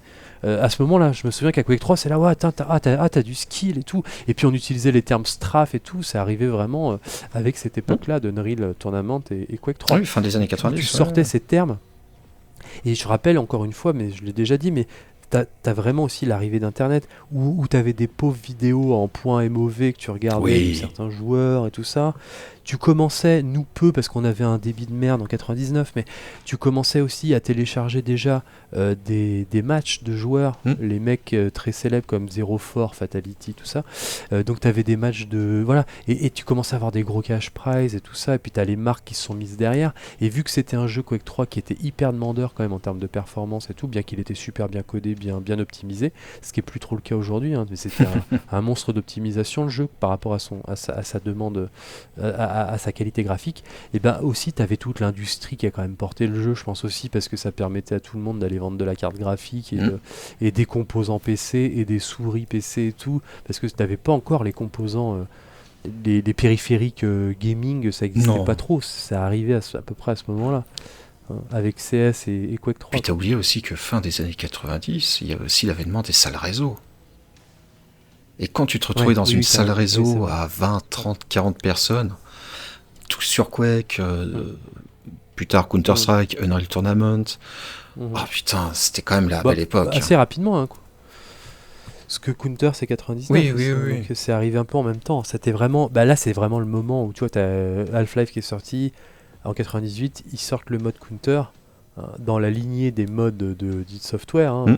Et du coup, pareil, il y avait les Team Il y avait Fortress, Team comme tu le Fortress, ouais. citais, qui était d'ailleurs, je dis pas, c'était un mode de Quake, je dis pas Le de premier, bêtises oui, au oui, départ, hein, oui. Le tout premier Team Fortress était à sur Quake l'origine. 1. Après ça a été porté sur, ouais voilà c'est ça. T'avais les Urban Terror, je sais Urban pas si tu te Terror, oui, souviens de oui, ce oui, truc oui. aussi. Très sympa, Ouais, Urban Terror. donc t'avais plein de modes. Et au-delà des modes multi qui ont vraiment généré un... Parce que je me souviens qu'après, même en jouant en LAN chez des potes, on était tous là, vu qu'on commençait à avoir un peu du débit, ou alors un pauvre modem, mais on téléchargeait sur des... Je sais plus ce que c'est les sites d'ailleurs, IS Reality, ou je sais plus quoi, ou c'était déjà mode point, je sais pas quoi là. Enfin, il y a des Oh, j'ai sites de plus les modes, noms, on mais les il y en voit plus avait trop plein, oui. maintenant parce que les jeux sont verrouillés. Mais tu téléchargeais plein de modes et on les testait, quoi. Et t'avais des trucs qui étaient bluffants, hein. T'avais vraiment l'impression de jouer à un autre jeu et tout. Enfin, tu vois qu'il y avait vraiment une scène hyper active sur le modding. Et ça, ça s'est quand même pas mal perdu aujourd'hui. Ça a été verrouillé par les C'est studios et tout. verrouillé, et c'était surtout Electronic Arts et Activision qui ont fait chier là-dessus en premier, parce qu'ils ne voulaient pas que les modeurs trifouillent dans les données du jeu. Voilà, ils l'ont dit, hein. Un jour, ils ont dit, non mais on arrête, Ouais, vous faites chier à oui, modifier le jeu. oui, oui. Bah voilà, on voit que l'esprit rebelle dont je parlais de Carmack et de id Software, il s'est perdu à ce moment-là. Et en même temps, ça fait moins Ah bah communauté. C'est oui. des jeux qui sont... En fait, je trouve que c'est des jeux qui... C'est des jeux où l'assise communautaire, elle est liée au marketing et aux éditeurs, alors qu'avant, l'assise communautaire, elle était en dehors de l'industrie, quoi. Elle était liée vraiment à des Hein. mecs passionnés qui allaient triturer le jeu, et quelque part, les développeurs étaient les mêmes mecs que les gars qui jouaient à leur jeu, et ils étaient tous un peu ensemble, Ah quoi, oui, tu oui. vois. Il y avait ce côté où finalement, ce qui soudait la communauté, c'était vraiment les joueurs, alors qu'aujourd'hui, tu vois que bah, un jeu, il suffit qu'il n'y ait pas assez de monde dessus Voilà. pour qu'il dégage. Les mecs, ils vont mettre en avant tel truc, ils vont faire des featuring, je sais pas quoi, sans arrêt, que des licences, des trucs et tout. Tu vois qu'on n'est plus du C'est ça, tout dans alors cet qu'une esprit. belle équipe de modeurs, Mm. parce que Quake 3, le mode que j'ai le plus apprécié, et je crois que j'ai même plus joué au mode qu'au jeu de base, c'était le mode défrag. Et pour les amoureux du rocket jump, du plasma jump, des cycle jump et autres, mais c'était un paradis. Le but, enfin, le concept était simple. Tu pars du point A au point B, et le but, mais c'était exactement ça, c'était d'arriver le plus rapidement possible au point B, tout en effectuant ces gestes. Alors t'en avais des, je veux dire simples entre guillemets, mais l'exécution en elle-même. Oh, mais j'ai passé des soirées sur des maps où je me vautrais au bout de 3 secondes, quoi. Et j'ai kiffé ce Ouais. mode. Et pourtant, ils modifiaient pas. Et si je dis pas de bêtises, ils Non, modifiaient non. pas le En fait, gameplay dans ce mode. C'est que t'avais c'était vraiment le juste du gameplay de game base design de map qui était mis en pour valeur. exploiter au Ouais, maximum ouais, ouais. les bugs, entre guillemets, du moteur du jeu. Ouais, et donc du coup, ça confirme bien ce sentiment que, enfin, qui est une vérité d'une certaine manière, hein, que voilà, il y avait vraiment un gameplay qui quelque Mais c'est part se ça. suffisait à lui-même, parce que t'as des, comme tu le dis toi-même, t'as des gens qui allaient jouer, dont toi, simplement à des trucs où le but c'était même pas de tirer sur des gens, tout, Hum, c'était simplement de maîtriser ces mécaniques qui, en elles-mêmes, une fois maîtrisées, étaient ultra jouissives. Donc c'est là où tu vois que le jeu est bon, quoi. C'est Que le ça. On gameplay m'avait il est aux montré une petits oignons, vidéo quoi. avant que je m'intéresse à ce mode. Un mec, sur une grande ligne droite, hein, il tire une roquette et le mec va plus vite que la roquette. Et là, je m'étais dit, c'est quoi ce move de fou? Ouais. Ouais. Ouais, et ça, tu pouvais le réutiliser parce que les mecs pouvaient aussi s'entraîner à Hum. améliorer leur move et Ah tout oui, en oui. jeu, hein, leur mouvement, mais on dit move parce qu'on est des gamers. Mais concrètement, tu disais leurs mouvements pour après les mettre à Bah, le profit nombre de fois en où je me live. suis fait surprendre par des Et rocket jump pour... au départ et autres. Oh, putain, le mec il te fait un ouais, rocket jump, il passe ouais. par-dessus toi, il sort le ray gun, il t'en colle Bah, une. Oh mon dieu. ouais, et puis il y a des mecs avec des aims d'enculés, enfin, tu sais, ou sur un trou de souris, ils te one-shot et tout ça. Enfin, t'avais aussi ce sentiment d'arriver quand même sur quelque chose d'assez différent parce que autant toi tu jouais chez toi, t'étais un peu en sécurité avec tes potes qui avaient globalement ton niveau et tu jouais à ta manière et tu t'éclatais. Et puis dès que le haut début est arrivé, tu commençais à jouer un peu sur les serveurs. Là, tu voyais les Américains et les autres qui dosaient le jeu depuis des années, enfin depuis en tout cas un petit moment, et qui maîtrisaient déjà les techniques et tout, et toi t'étais à la ramasse à Toi, peine tu te savoir prenais, bunny hopper et tout, toi, et tu te tu te prenais faisais pour le mais roi du défoncer. village, et quand tu te connectais Oui, la première fois à Internet, tu oui, c'est ressortais à ça. -50. Ouais. Et là, tu te faisais violer en live, et toi tu Ah, disais, mais limite complètement. ça avait de quoi dégoûter, quoi, tu vois. Il y avait vraiment il y avait cette sensation de se sentir minable, quoi, et de rager. Et après, soit t'avais la mentalité du winner qui était de dire non mais je me fais violer mais c'est normal, il faut que je persiste, et puis tu montais, donc il y avait un skill gap quand même, tu avais des compétences, quoi, tu vois, tu avais cette notion de vraiment monter en compétences dans le jeu, hein, parce que je rappelle, un joueur de Quake, un noob on va dire, il ne peut rien Non, faire non, non, face à non. un mec qui maîtrise vraiment le jeu. Non, non, il peut absolument rien Même pas faire. il touche le sol en Impossible. fait, il peut pas faire un kill. Il peut pas faire un kill. Je veux dire, je prends un CS, tu peux toujours te prendre une balle, ou je prends n'importe quel jeu, un Fortnite, il arrive de dos, il le bute, il t'a niqué. Bon, dans Quake, même si t'es de dos, ce que tu veux, déjà le mec il Mm. connaît la map par cœur, il sait exactement où tu spawns, machin, enfin, je veux dire, il te met en l'air, il te fait un rocket jump, enfin, il est même pas, juste par les moves, quoi. Mais oui. Il bunny hop, il avance super vite, et il t'éclate la gueule, tu l'as même pas vu passer, donc je veux dire, il y avait vraiment après cette satisfaction quand tu commençais à savoir jouer qui faisait que tu avais ce Mm. sentiment de surpuissance qui faisait que tu étais Ah oui, non, mais intouchable, en fait. complètement. Ah, c'était la belle époque, que veux-tu? Malheureusement, les jeunes ne pourront pas connaître ça. Ouais, ouais, non, mais oui, Dommage. oui. Bah, après, les jeunes, je veux dire, aujourd'hui, je veux pas. Il y a plein de jeux, mais des mecs, des gamins de 10 ans me Ouais, violent, quoi. Enfin, tu je vois, suis parce d'accord, mais qu'ils bon. ont aussi des compétences que j'ai pas du tout. Et il y a quand même du skill. Mais oui, oui, mais en tout cas, voilà, c'était plus que les prémices de ça. C'était vraiment le point de départ, vraiment de la folie Mm. Ah oui, oui, du multi, et on le doit à c'est Quake, ça. quoi. Pour en revenir Oui, même au sujet de départ, qui est Quake 1, on le doit vraiment à id Software et à Quake, et encore aujourd'hui, hein. Je veux dire, Fortnite et tout, c'est les petits-enfants de de Quake, en Quake. fait, et de Doom, Eh d'une oui, certaine Quake est le manière. grand-père. Ah oui, oui, clairement, clairement. Ah bah Clairement. oui, Et, et c'est ça qui fait toute la richesse du tout le jeu. charme. Bah, le charme rétrospectivement, moi voilà. Mais j'en démords pas, c'est une facette qui est moins considérée, mais tout ce qu'on a cité sur les influences sur le jeu, sur le fait qu'il est un peu brinque-ballant, mais c'est ce qui fait son charme, et son côté absolument original et ultra personnel, quoi, parce qu'il n'y a pas un autre jeu qui ressemble à Quake d'une certaine manière. Enfin, il y a eu après des jeux qui l'ont un peu copié, je pense à Dusk récemment, il y a quelques années et tout ça, où tu retrouves ces sensations-là, mais ce côté vraiment qui sort de nulle part, avec cette musique et ce côté catalyseur de fin 90, bah il n'y a pas vraiment d'autres jeux qui, qui rassemblent tout ça, Qui ont autant marqué, et c'est ça qui fait que... qui ont autant transformé l'industrie en fait. Ouais, qui ont autant transformé l'industrie, mais Hormis Half-Life. ouais, oui, mais bon, Half-Life, il vient, Il descend de Quake dans un sens, quoi. il descend absolument de Quake. Déjà dans le gameplay, forcément, c'est un FPS, quoi. Enfin, donc c'est forcément un FPS en 3D, en temps réel et tout. Mais voilà, mais on est aussi sur cette idée de mise en scène de FPS qu'on n'avait pas vraiment avant, quoi. Enfin, en tout cas, très peu. En tout cas, pas au point de ce qu'a pu mettre en avant Quake, quoi. Pas au point de Quake. Et puis le gameplay, encore une fois, on en a parlé là avec après, à tel point que le gameplay était hyper intéressant, quand bien même pas forcément voulu au départ. Je parle du bunny hop, tout ça qu'on pouvait considérer comme des bugs. Et ben ça a amené carrément l'e-sport, quoi. Enfin, tu vois, donc on est quand même sur un truc, c'est Ah quand oui, même oui, oui. incroyable. Donc oui, oui, c'est tous les Call of Duty, les Battlefield et les Fortnite sont des petits enfants de Quake, quoi. De Quake. Et peut-être que l'industrie aurait été effectivement absolument différente, hein. Ça fait partie de ces jeux Différente. où si Quake avait été autre chose, et bah c'est pas ouais bah il y a un autre jeu qui aurait fait ça après et puis on serait arrivé à ce qu'on en est aujourd'hui, tu vois. Je pense Oui. que si id Software à ce moment-là partait sur quelque chose de relativement différent, et ben peut-être que l'industrie elle aurait pas fini par devenir ce qu'elle est aujourd'hui, tu vois, tellement il était important. Ah oui, c'est ça. Elle aurait connu une tangente différente, tu vois, et Mm. on serait pas dans l'état du paysage vidéoludique actuel. C'est absolument. Enfin, je pense que c'est très probable. C'est vraiment très probable. Oui. Ah oui, oui, oui, oui.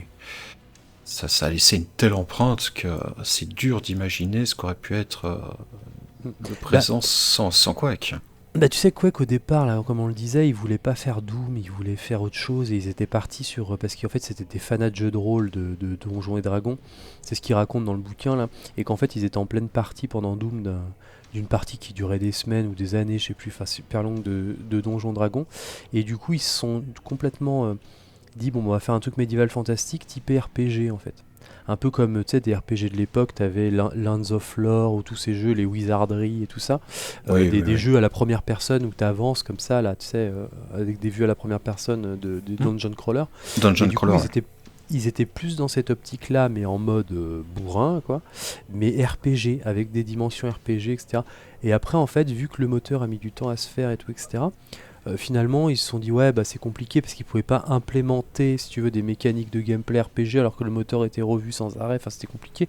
Et donc du coup c'est pour ça que le jeu il a ce côté un peu à poil quoi, tu sais, il y a rien de il y a rien de il y a pas t'as pas un HUD énorme, t'as pas des mécaniques de vente d'armes et tout comme ça aurait pu être le cas au départ avec cette notion RPG. Il y a rien de tout ça, le jeu il est hyper épuré en fait.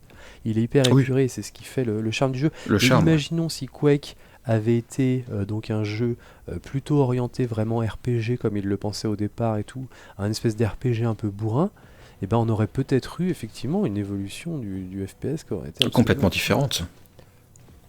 Mhm. Mais bon, tant mieux. Donc, Grâce à bah, Quake, tant mieux, on je a sais pas. En connu tout cas, tous pour les ces... années 90 et début 2000, c'était formidable parce Ah que oui, par c'était contre, quand oui. même des Oui, jeux oui, oui, oui. énormes. Mais après coup, bon, aujourd'hui. Mais bon, après, c'est plus leur histoire. Eux, ils ont fait ce qu'ils avaient à faire. C'est plutôt que c'est aujourd'hui l'industrie qui est problématique. C'est pas que id Software a fait les mauvais choix, quoi.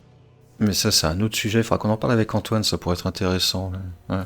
De Quake, comment est-on arrivé à Fortnite en partant de Quake ça Oh putain, ça serait merveilleux, ça. Ouais. Qu'est-ce qui est arrivé? Qu'est-ce qui a foiré en gros. Ah, là, il y a trop de choses à dire, là. Puis ça va m'énerver. Ouais, bon, Je vais rester bon, après, je poli. pense que Fortnite à l'époque, si on avait eu un Fortnite en 99, on aurait été hyper content d'y jouer. Moi, ce que je trouve plus problématique, c'est que on en est encore qu'à Fortnite, alors que c'est pas bien mieux. Enfin, c'est différent d'un FPS en arène, hein, c'est pas tout à fait. Mais concrètement, tu te dis bon, bah, on était à Quake 3 en 99, aujourd'hui on est à Fortnite. Et tu vois, t'as beau Bah, dire le mot Fortnite, l'évolution. je me sens pas bien. Non, Ouais, mais en tout non, cas, je elle est peux assez pas. décevante, quoi. Elle est assez décevante cette évolution. Et puis Ouais. je trouve qu'on a perdu aussi toute cette identité qu'il y avait autour du studio, Oui. très métal, médiéval fantastique, futuriste, comme je le disais, la espèce de truc de toutes ces références pop culture un peu trash des années 90 typiques des geeks et des nerds de l'époque. Aujourd'hui, on est quand même dans des trucs très Oui. aseptisés, Bah, même dans l'ambiance... ou alors des redites de cette époque. même l'ambiance des devs, maintenant, ça n'a plus rien à voir. Ouais, mais déjà, on n'a plus ces studios, donc t'as plus cette émulation que tu pouvais avoir à l'époque qui faisait que t'arrivais sur des choses absolument originales. Aujourd'hui, Quake 1 ne peut pas sortir aujourd'hui, Non, ou alors c'est un mec qui le fait tout c'est seul ça. dans son coin. Mais t'as pas un jeu de la trempe et aussi novateur qu'a pu être Quake 1 qui peut sortir en étant un triple A, et c'est ça qui est quand même... ou un double A, même d'une certaine manière, comme on dit aujourd'hui. Et ça c'est quand même problématique. Faut aller forcément vers les indés pour avoir des choses comme ça. Alors que, justement, à l'époque, Quake, c'était le meilleur moteur graphique du monde sur un jeu qui, en fait, était what the fuck et atmosphérique avec des références Et qui est devenu culte absolument malgré incroyables, lui. quoi. Ouais, C'est qui ça. était un vilain petit canard, quand même, quelque C'est part. Hein. ça, exactement. Et pourtant, le fer de lance de l'industrie, d'une certaine manière. Hein. Ah oui, complètement. Donc c'est ça qui est quand même fou, quoi. En tout cas, on espère que bah, vous avez aimé passer ce moment avec nous Ouais. à Paris Quake. Parce que c'est vrai que c'est un jeu voilà, qui a grandement fait pour l'industrie du FPS, que Charles aime beaucoup les Quakes, surtout le 3, et le champion. Ouais, bah tous, en fait, moi, je peux pas vraiment distinguer des jeux de Quake. Hein.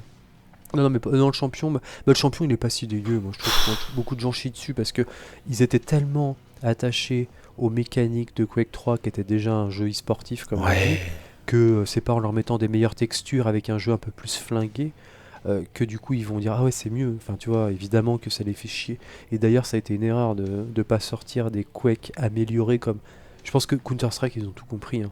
Tu sais, il y a un moment, ils ont eu ce moment de bascule, mais bon, c'est une autre histoire, mais ils ont eu ce moment de bascule avec CSGO, parce que t'avais Counter 1.6, Source qui est sorti, qui était un jeu plus claqué qu'1.6 et moins bien maîtrisé, mais du coup la communauté s'était séparée en deux, les joueurs de C'est Source et les ça. joueurs d'1.6, et après ils se sont dit bon, merde, qu'est-ce qu'on fait? On sort CSGO et ils ont fermé un peu tout le reste, ils ont fait un lobbying pour faire venir les mecs d'1.6 dessus, faire venir des équipes e-sportives et tout, et les mecs disaient ouais mais quand même le Go on préfère le gameplay d'1.6, et nous on préfère le gameplay de Source. Ils ont dit bon fermez tous vos gueules, venez tous sur Go, on va l'améliorer ensemble, et ils sont allés sur Go, et là Go il est sorti en 2012 je crois, Oui, et c'est après ils ça, ont oui. cessé de l'améliorer mais sans changer de jeu. Et Quake c'est ça le problème, c'est qu'en fait Quake 3 ils auraient dû ne pas cesser d'améliorer Quake Live, même après qu'il est sorti, hein. Ils auraient dû continuer à améliorer Quake Live, amener des nouvelles maps, améliorer un peu les graphismes, etc. en forçant les joueurs, et ça aurait gardé la communauté. Sauf que là, en fait, ils ont attendu trop longtemps, donc déjà beaucoup de joueurs avaient lâché l'affaire, et les irréductibles de Quake Live, tu leur proposes un nouveau jeu, Quake Champions, qui est certes plus beau, mais avec des mécaniques qui sont pas tout à fait identiques, voire même des bugs, parce qu'il était quand même buggé et tout, avec des serveurs lents et tout. Les mecs ont dit non mais attendez, nous on joue à un sport, là on joue pas juste à un jeu qui est plus beau graphiquement, et du coup ils ont pas tous adhéré à Quake Champions. Donc ils ont foiré en fait la transition, et c'est ce qu'a compris CSGO quoi. Enfin avec CS2 qui n'est qu'une évolution de CSGO et très légère à chaque fois, mais au moins ils perdent C'est jamais ça. leur base. Et du coup c'est ce qu'ils doivent faire maintenant les parce que si tu fais un nouveau jeu forcément tu vas perdre des gens quoi qui sont tellement attachés aux mécaniques, même si c'est plus laid graphiquement, ils sont tellement attachés à leur mécanique que tu peux pas les chambouler comme ça quoi. Exactement. Donc tout ça pour dire qu'on était très content de passer cette heure avec vous et qu'on on vous dit à bientôt pour un nouvel épisode. Salut à tous! Allez, salut.